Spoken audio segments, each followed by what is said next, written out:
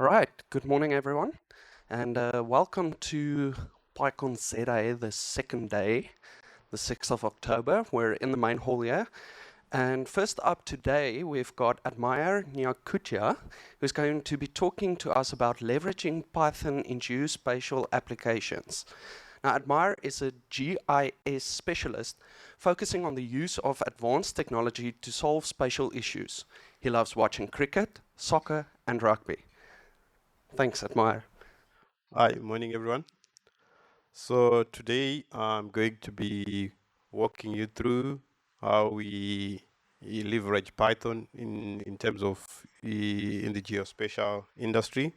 So I'm roughly going to describe a couple of things that we do in the open source community with Python. So yeah. So as a background myself, I work at a company called Katoza. We do software development in the geospatial industry. We concentrate on that a certain aspect of the applications.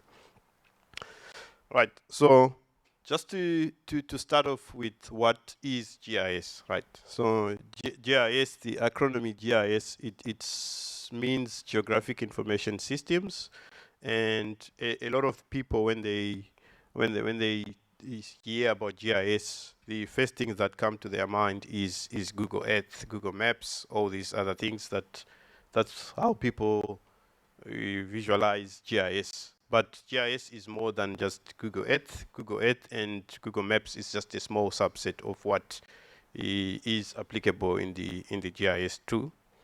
And also there's a misconception with GIS is that a lot of GIS involves map making, of which map making might be maybe 30% of what GIS entails, right? And then also GIS is, a lot of people think GIS is a niche tool, but we have seen over the years with tools like Uber that a lot of people have inherently started utilizing GIS, even without them knowing in the background that they're actually doing GIS applications, right? And a lot of GIS, also people, they assume that a lot of GIS, in order for you to do GIS, you need a lot of customizations. Right. So what are the key concepts, key components of a GIS system? So a GIS system is made up of the following components, which is your people, your data, analysis, hardware, and software. So just combining all these different things, they make up a fully fledged GIS application, which people can then utilize to solve any special problems that are available there.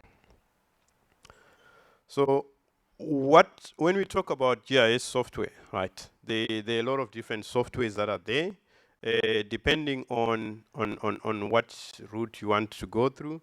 There are mainly two classes of software in GIS, which is the open source one and the proprietary. So the proprietary, you find things like ArcGIS Server, and you find things like ADAS Imagine for processing raster data. But in the open source community, we do tend to stick with these trusted tools. So we have QGIS, we have got PostgreSQL database, and we have got certain libraries that we rely heavily on, which is the GDAL and PDAL. And we also have GrassGIS, which allows us to do a lot of visualization for raster data. And what binds these things together, what's the glue between all these different libraries and softwares, is basically Python. And most of the applications here are probably written in C++, but they also do have some Python bindings where you can interact with them natively using Python.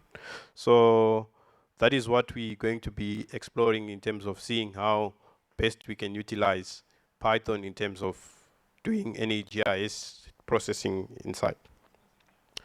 So in the GIS, in the open source community, the library GDAL, we call it the Swiss Army of open source GIS, because it binds a lot of all the geospatial analysis that are there. In order for you to read and write raster data, you need to utilize GDAL. And in order for you to read vector data, you also need to utilize GDAL. And at the base of all that GDAL is you have got a Python API that allows you to interact with the data.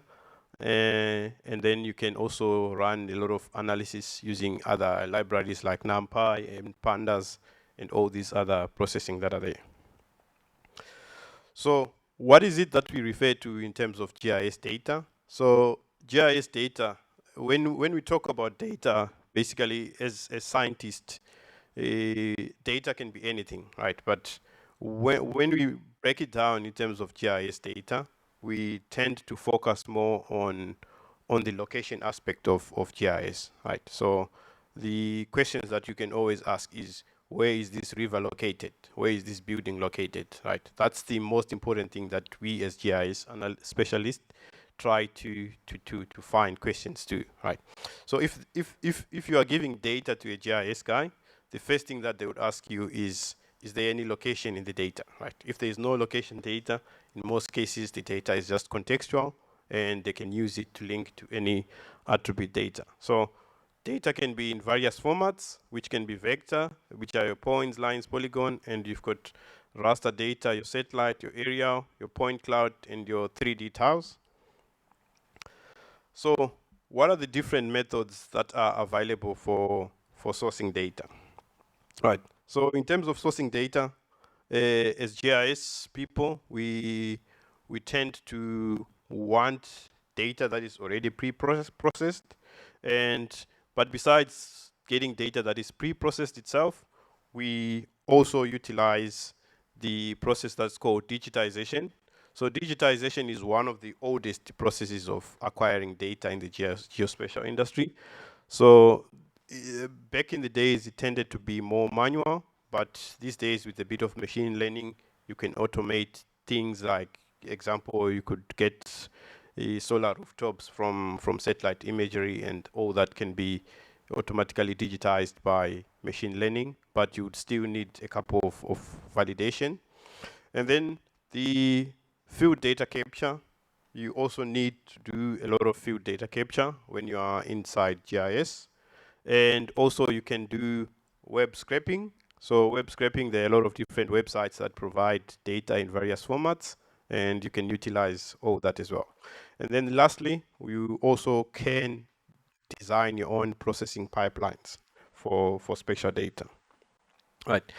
So when you want to the moment that you get data inside your environment, right? So spatial data is quite different from normal data in that there are a couple of things that you want to look at, right? So for instance, you want to look at what is the coordinate reference system of your data, right? So that affects in terms of where is your data going to plot on your map, right? So if you define a coordinate reference system that is wrong, then your data is going to sit on a wrong map area. And then other things that you need to check as well is, once you're dealing with spatial data has got a lot of errors. So these errors you need to isolate and fix them before you load your data inside a PostgreSQL database, right? So you can define, so what we have done here is inside, we mainly use QGIS, and QGIS, since it's got a Python interface, we wrote a QGIS plugin that's called the QGIS Workbench. So what it does, it basically allows you to automate validation of your data sets, right? So all this is running through Python, the Python interface inside QGIS. So you can define whatever checks that you want. In this case, we are checking what is the coordinate reference system, what type of geometry do you have, and also what kind of, is your geometry valid or not, right? So after running that, then you get your results and as a report, and then you can basically proceed to the next step. Right, so the processing pipelines that are involved when you are dealing with spatial data is that in most cases, the first thing that you'd want to do is you want to store all your data in a PostgreSQL database. And by storing your data in a PostgreSQL database, you need to actually normalize all your table relations. And once all your table relations are normalized, then you want to define a processing workflow, which is basically by writing a script. So that script is going to, depending on your usage, you're going to define whether you want to do extract, transform, or load, or you want to extract, transform, and load. So that's depending on the kind of data that you have inside your environment. Right. So we did one project that we were involved with, that was mapping infrastructure, electricity infrastructure inside in East Africa. So we had to automate the process of that capturing data. So the process involved was, since all the data was stored inside a PostgreSQL database with all the different relations, so you know, by if you are inserting records in a table that has got relations, you just don't do just a normal insert. You also need to fetch records and check to see the foreign key relations, whether they're actually being met inside your insertion. So the script basically does that. It basically checks to see what are the foreign key relations that are there. And then once it finds the foreign key relations, and then it also tries to identify the geometry columns and the different layer definitions that are there. And then it proceeds to just upload the data now by just doing a specialized insert with fetching records from the master and then from the source layers. So inside QGIS, once you run that process once, right, it gives you the ability to copy that processing command that you run. So you can copy that processing command either as a Python command, and once you copy that processing command as a Python, now you can go in and parameterize that, and you can add it as a processing pipeline through various means that you can do. So example, you can actually Dockerize the whole script such that you can basically pass your arguments, or in some cases you can even add a watchdog that watches the directory, and you can just drop files inside that, and it loads the data inside your database. And then other methods of running that script is you could run that script headless inside. So inside QGIS server. So QGIS server is a web server that allows you to save spatial data, and you can generate that spatial data inside various formats. And then obviously once the script is run, the data is stored inside your database, and once it's inside your database, you can do any rendering you want. You can generate either vector tiles or all the other different processes that are there. Right. So another method of generating data is by doing field data capture, right? So field data capture is quite powerful in the context of GIS. So what you can do with field data capture is that QGIS allows you to define what we call forms. So these forms allow you to go in the field and capture data. So with forms, that you can do is you can add a bunch of different constraints on the forms. Like for example, you can say when you're capturing a date, you want your date format to be at a specific format, like year, month, and then day, right? You want to standardize all these different variables about your field capture, right? So how can these forms be powerful now, right? So because QGIS natively is written in C++, and you can also write your own custom Python functions.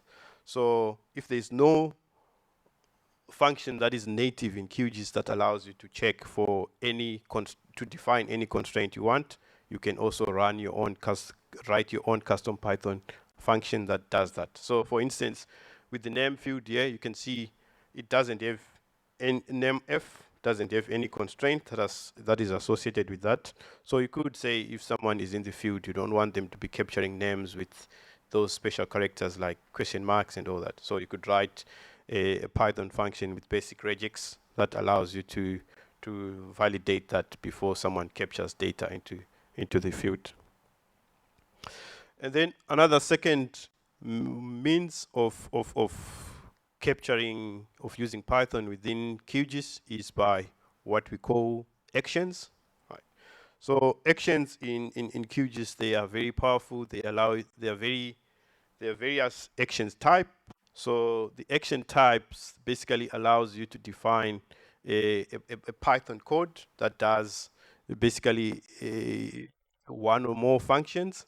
And when you click on that action, you basically click on a function, and then it allows you to run that Python code. Right. So this is quite powerful in the context that if you are in the field now, all these different actions, you can click on a particular polygon and you can get derived information by basically running that code, and you can maybe scraping OSM. You can get OSM attributes by just clicking on a particular field when you are inside your field. So this is just an example of how an action would work inside QGIS. So this is just a simple dummy action with a Python action that basically allows a user to click on a specific polygon, and then once you click on that particular polygon, then it generates a new data set for that particular polygon. So the way that the Python action is defined is you define that Python action there by basically using what we call PyQGIS, which is a Python interface to the QGIS API. So that allows you to define that. So the use case of functions, of actions like that are varied. So one case of that would be maybe you wanted to download some sample data for a particular area, or you wanted to do some processing, like you click on a river and you want to identify what is the buffer distance between, what are features that are within a particular buffer distance from that particular river. So all that, you can use that using actions. And the action scope in this case that we are showing is we're showing a canvas action stop. So inside the attributes table as well, you can also have a different Python action that allows you to run specific code inside there. Right, another use case of those Python actions inside QGIS is the recent flooding that happened in Libya in 2023. So in the open OSM community, we have what we call HOT, which is humanitarian OpenStreetMapping. So the humanitarian OpenStreetMapping team, what they do is they provide mapping services for the community during disasters, right? So what they basically want is they want to have they download satellite imagery, which is before the flooding event happened and after the flooding event happened, and then they start digitizing. It's a volunteer-driven effort where people start to digitize that particular area so that they can help people who are on the field doing in terms of like identifying which roads are still available, which buildings are still active by doing that. So this is just a footprint of the building area that is available. So this digitization process can be enhanced in QGIS. So the MAXA provides, during flooding events, they provide satellite imagery, which is like 10-meter resolution of before and after the flooding, which is like within a time space. Their revisit period is about a week. So they can actually get high accurate satellite imagery for that particular area just before the flooding event happened and after the flooding event happened. So what you can do now is you can go back to QGIS and you can now say, okay, let me define a Python action that basically fetches for that particular block that is mentioned here, that one block that you can see.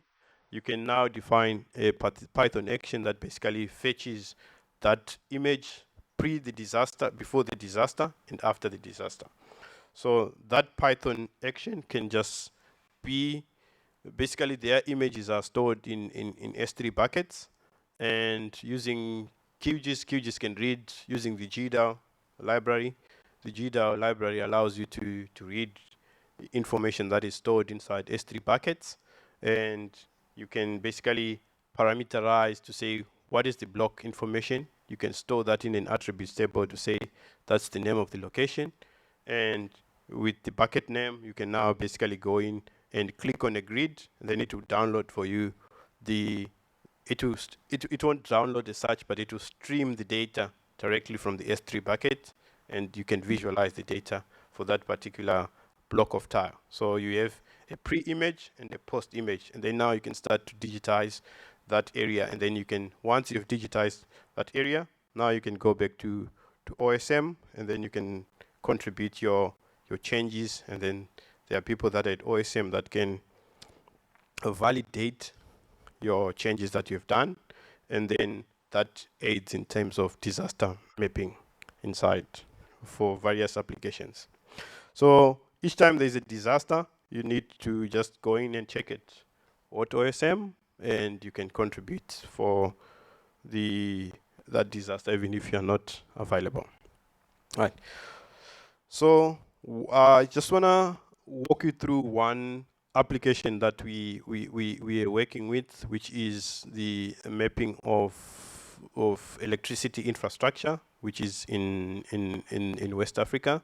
We have done a lot of projects in terms of mapping this using native tools and also using Python. Right. So we use what we call an SDI, which is a spatial data infrastructure. So a spatial data infrastructure is basically a means that allows, it's a framework that allows companies and big organizations to communicate with each other using the predefined protocols that are set up by an organization called OGC. So OGC stipulates that if you are having a database should write SQL that is SQL compliant, right? So if you are using a web server should be able to generate API endpoints that are compliant, such that the advantage of SDIs are that you can be able to interchange between the different components that are there. So for instance, if I no longer want to use PostgreSQL, I should be able to interchange and use my SQL database without having the application to fail over, because all the applications are using standard languages that everyone can understand. So in this case, we have all our data that's stored inside the PostgreSQL, and the data passes through GeoServer, which is a web server, and then inside from GeoServer, the web server, it goes through the Django app, which is all written in Python, and that is responsible for, that's what we can view on the browser and the application logic itself. So in addition to that, we also have another thing that we add to the mix, which is your mobile data capturing tool, right? So there are a lot of different mobile data capture tools that are there. One other one that we can think of is ODK, that allows you to customize forms and capture data in the field. So this one is called Merging Maps. So what Merging Maps does is it's based on QGIS. So it's more like QGIS in your phone. And what you can do with that is that you can package your layers that you want to save, and once your layers are packaged, then you can go into the field and you can start capturing data, and then that data can be synchronized back inside your database, and you can actually visualize your data in your web application. All right. So in front of Merging Maps, there is what we call Merging Maps DB sync, which is basically a Python code that basically tries to do what Git does, but for spatial data, right? So what it does is, in the beginning, when you set up merging DB, it starts up with tables that are stored in a database called in the format it's called geopackage. So inside this geopackage data set. You can store as many tables as you want. And then once the data is stored in that, and then it synchronizes with a PostgreSQL database backend. And then inside the backend, it does two things. It creates two schemas. One is the staging area, and then the other one is a production database. So each time someone makes changes in the field, those changes are synchronized to the staging, and then it does an insert into the production database, and then it also keeps track of changes that are happening inside your production, and then it can sync them back to the file based. So if you are in the field and you don't have internet connectivity, you can still capture data, and once you get to where you've got internet capability, you can now sync back the data inside there. So the merging DB sync, it basically does like it diff, and once it does the diff, and then it can push the changes to the staging or the production database based on the needs. All right, so there, it's just the merging DB sync. It's a two-way synchronization between maps and another database, and then it does insert into the Postgres, and it also inserts into the geo package using the maps.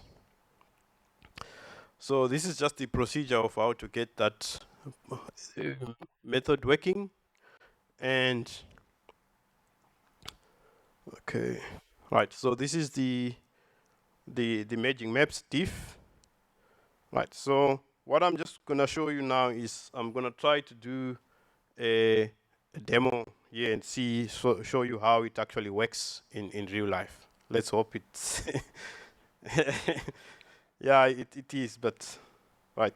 So the starting point here is that you have got a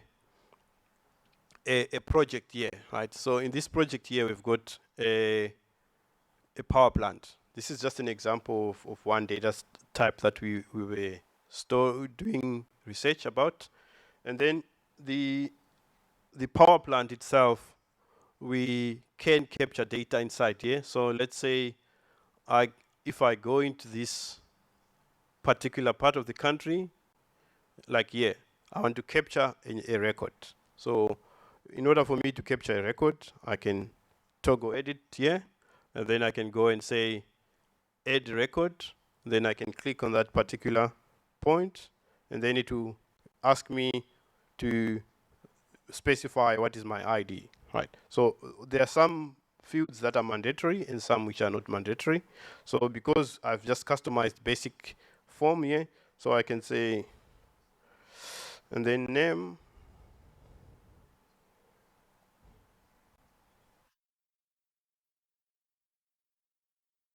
and then type, right?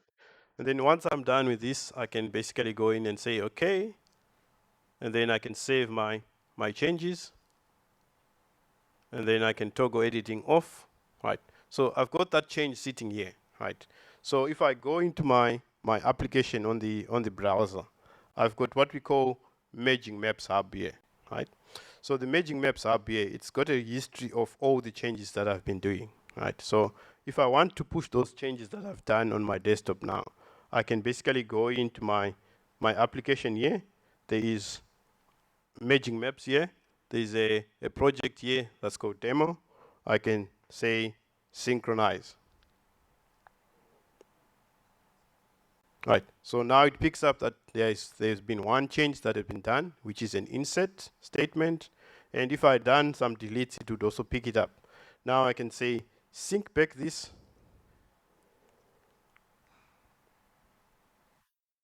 And then it will synchronize with the hub. Right, so it's upload the data to the hub. And then now you can see it's synchronized. Now if I go back to my merging hub here, I can say under history here, if I refresh, now I see I've got a V9 here, right? That V9 is already, it's now inside here. If I look at the files that I have, I've got this file that's called data.gpkg, which is your geo package, your local file database. That's so when you synchronize this on a mobile device, it basically downloads this geo package and all these 3 files so that you can visualize it on your mobile device. And then how does it now link to the Postgres? So the Postgres, in the background, we are running something called dbsync.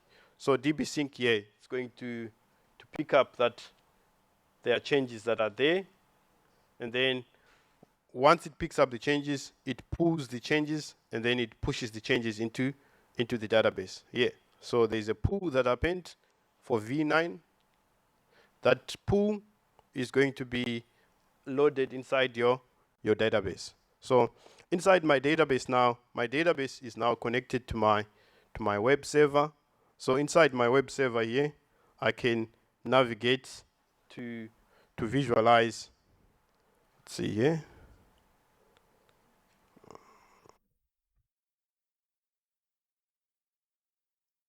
Right. If I zoom in, because there, and zoom in properly, it's because of my, can't zoom in properly here. But that basically pushes those changes directly into my web server here, right? So it becomes visible inside the web application that I'm trying to that I've set up, that I've connected to my PostgreSQL database, right?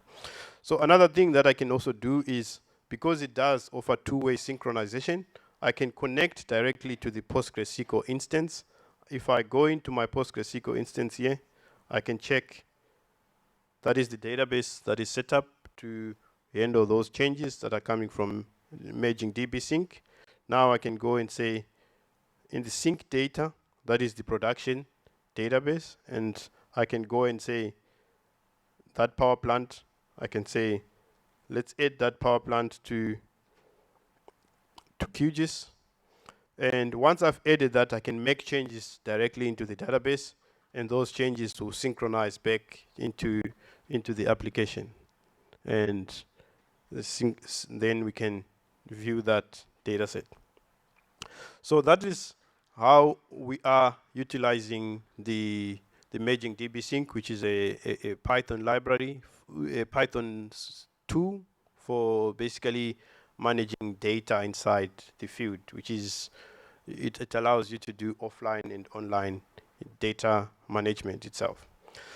Right, so you might ask the question is, what happens to the data once we are finished with the field data capture tool, right? So once we finished with the data capture tool, let's just quickly close this so I can see my other. Right, so once the data is inside your database, you can visualize the data in your web application. There are various use cases of the data itself, right? So I'm not a modeling specialist, but in previous in programs that we have done, is the data is tended to go into applications like this, which is your modeling softwares, which allows you to estimate like your mini grids and the locations of mini grids and power stations and power lines. And it also allows people to plan properly in terms of where they want to design all these different applications, right?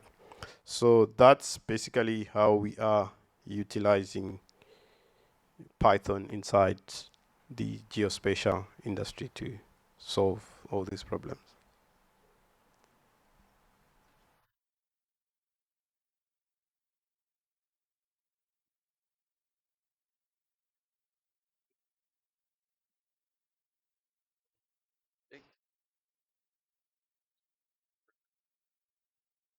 Thank you, Admire. All right, thanks. That was really awesome. Learning something new about an industry that I know nothing about. I'm in thermochemistry. That's what I do day to day. So I'd just like to know is, are there any questions from you guys? Anybody have a question for Admire? No questions. Yes. I heard you talking about one of the disaster flood, that flood app that you showed with the grid and everything. You said the images that they get are accurate up to 10 meters, right? So what does that mean? Like in general, what does 10 meters mean? Like in clarity, if I can put it that way.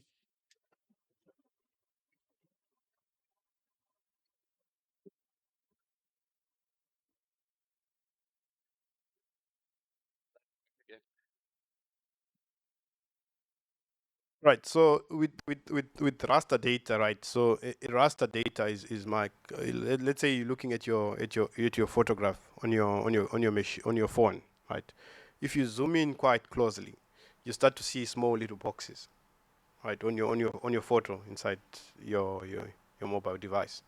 So that small box that comes up there, if you measure the length and the width, right, of that particular image that you have. So it's the length and width. So if we're looking at a satellite imagery, right, a satellite imagery is, it takes images that it scans the Earth's surface from millions and millions of miles away, right? So if it can have like a 10 meter by 10 meter, so it means it actually gets oh, sorry, okay. So it actually means that it gets like 10 meters from this particular location to that particular 10 meters length and 10 meters length.